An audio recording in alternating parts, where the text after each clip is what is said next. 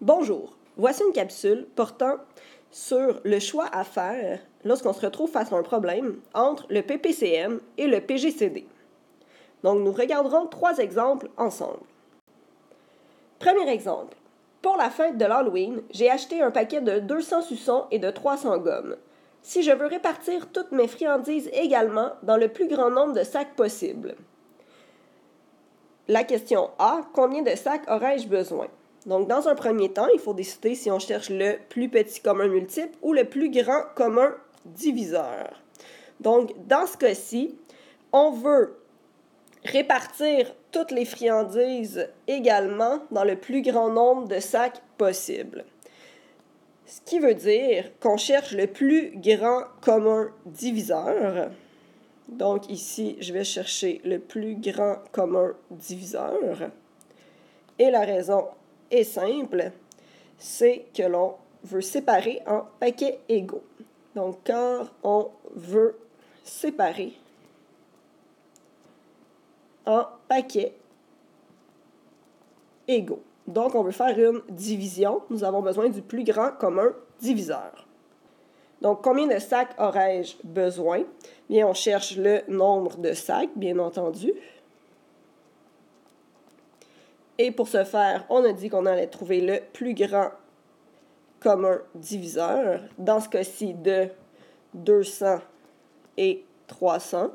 Donc, je vais aller dans Excel, je vais aller trouver la réponse. Et on va trouver 100 sacs. Donc, la réponse de la question A. J'ai besoin de 100 sacs. Donc, j'aurai besoin de 100 sacs. La deuxième partie, donc on cherche combien de friandises de chaque sorte y aura-t-il dans chaque sac. Donc, j'ai besoin de savoir dans un premier temps le nombre de suçons. Donc, des suçons, il y en avait 200. Donc, je vais faire 200 divisé par 100, ce qui donne 2 suçons. Et je vais trouver le nombre de gommes. Donc, dans ce cas-ci, 300 divisé en 100 sacs, ce qui donne 3 gommes. Il y aura donc 2 suçons et 3 gommes dans chaque sac.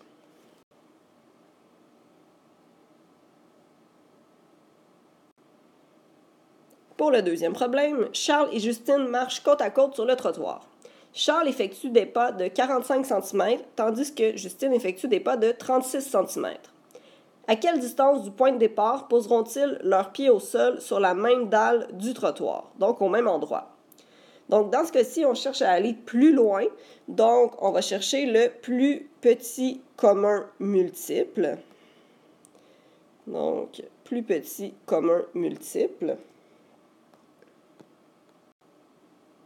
Car c'est un geste répétitif, donc ça se répète. Et on veut savoir quand ça va arriver en même temps, dans le futur.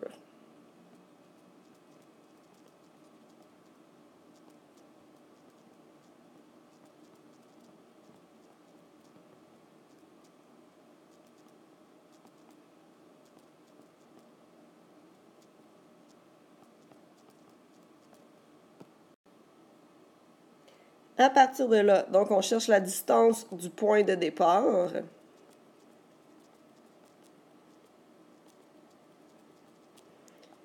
Donc, le PPCM entre 45 et 36.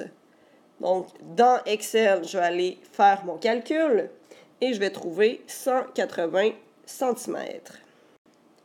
On peut donc dire qu'ils poseront le pied au sol au même endroit, à 180 cm du point de départ. Et finalement, le dernier exemple. Donc, 3 familles décident d'aller passer leurs vacances en Floride. La famille de Mohamed fera des arrêts aux haltes routières à tous les 150 km.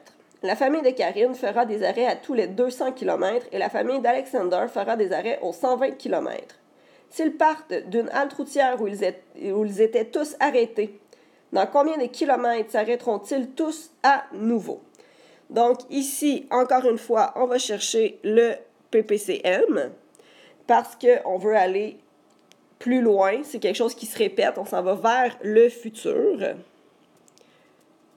Donc ça se répète. Et on veut aller plus loin dans le futur.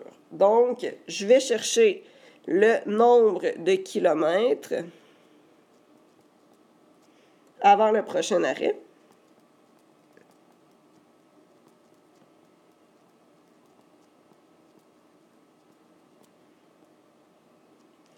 Donc, le PPCM de 150, 200 et 120.